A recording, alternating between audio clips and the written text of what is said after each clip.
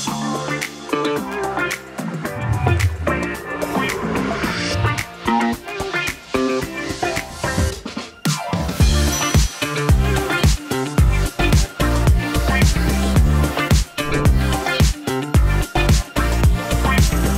m'appelle Maxime Kennedy. Moi, c'est Franck Marquez, moniteur éducateur. Je suis Muriel de Souza. Je m'appelle Serva Sabrina. Je m'appelle Lila, je suis médecin de rééducation. Maxime Lair. Je suis à la Fondation depuis 2019. Je travaille avec les jeunes, avec les plus anciens de l'IUM et je travaille sur leur vie quotidienne. Je suis chargée d'insertion. Je suis infirmière depuis 2020. Je m'occupe de personnes handicapées à mobilité réduite. On est axé sur de la neurologie. Des patients qui ont fait des AVC, des accidentés de la route, du Parkinson, des scléroses en plaques, et puis de l'orthopédie, de rachis, des prothèses de hanches, de genoux, et un peu de gériatrie également. Je suis ergothérapeute. Les mots-clés, c'est les activités du quotidien. C'est-à-dire qu'une personne qui a un handicap, un enfant qui a un handicap, l'idée, ça va être qu'il soit le plus autonome et indépendant dans sa vie quotidienne, dans tout ce qu'il aime faire.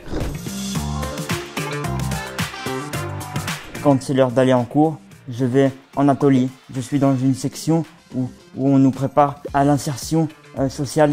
J'ai de la kiné, je peux avoir de l'ergo, de la psychomote et je fais un peu de sport. Donc on les aide pour les lever, pour l'habillage, le petit déjeuner, après les accompagner en atelier, après on va animer des activités avec eux, après on a les repas, de nouveau on a les activités avec eux et après on a la fin de journée avec eux. C'est moi qui gère la sortie en fait de l'IUM.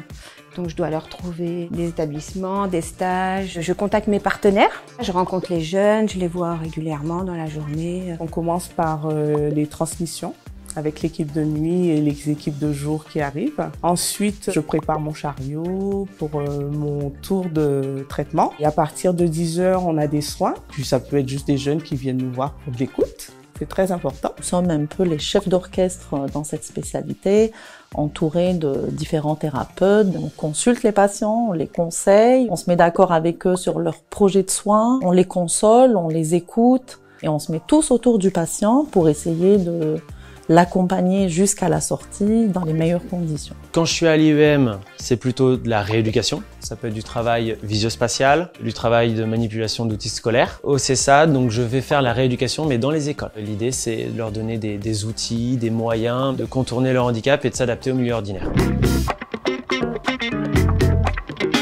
J'avoue que j'aime bien la microfolie, qu'on fait de l'impression 3D. Le dernier truc que j'ai imprimé, c'était un objet sur lequel il y avait marqué « Joyeux anniversaire pour ma sœur ». J'ai pu accompagner les jeunes au sein de la formation horticulture ou du conditionnement. Ça me plaît de partager ça avec eux et de leur montrer l'évolution qu'ils sont capables de faire. Dans 10 minutes, je vais partir faire un bilan de stage qui, je pense, va être positif. La joie, c'est d'avoir trouvé le bon endroit pour le jeune et qu'il soit admis, que ce soit dans un ESAT ou dans un foyer.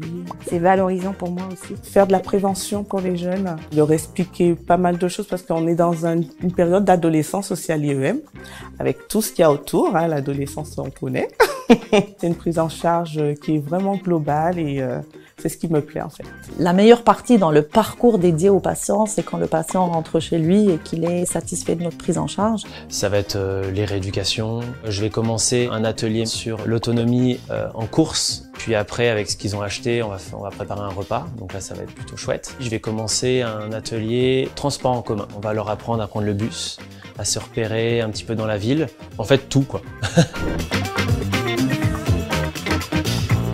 J'avais bien aimé faire le rallye Handipassion. En fait, on est un copilote de quelqu'un et on doit lui donner les instructions sur un roadbook. Les batailles d'eau. Les batailles d'eau, elles sont mémorables ici. Enfin, ils arrivent à te planquer de l'eau n'importe où, hein, avec leur cachette. Depuis que je suis là, c'est le truc qui revient sans cesse. Les batailles d'eau, il y en a toujours. Ça, c'est chouette. Lors d'un bilan, par exemple, on s'attendait pas du tout à ce qu'il y ait une admission, une embauche dans un ESAT. C'est vrai qu'il avait eu un bilan de stage dans son précédent stage qui s'était très mal passé. Donc là, il appréhendait et nous aussi. Et j'avoue qu'on a tous pleuré, quoi. Il y a un jeune qui était sorti en pleine nuit du FAM. Donc ça m'avait pas fait rire.